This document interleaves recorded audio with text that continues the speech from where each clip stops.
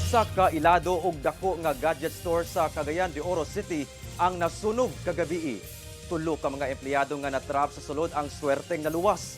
Ang detalye sa report ni James Paulo Yap. Pinaspasay ang pagresponde sa mga personahe sa Bureau of Fire Protection, Cagayan de Oro District sa dakong sunog nga miulbo sa usa ka establishmento sa dalang V. Roa Street sa Cagayan de Oro City pasado alas 7 sa gabi adlaw Miyerkules. Gilamoy sa kalayo ang usa ka iladong gadget store sa syudad.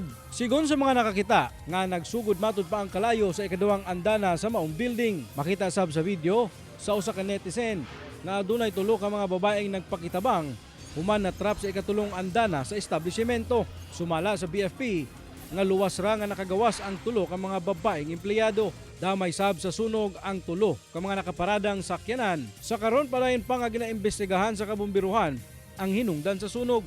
Sa second floor na kuan siya dito na yung mga appliance gamay then daghan ang ring sa mga tarpaulin nga nakita atong raw material para sa mga printing. Gidugang sa kabumbiruhan nga gibana-bana ang moabot sa 22 million pesos ang danyos sa maong sunog.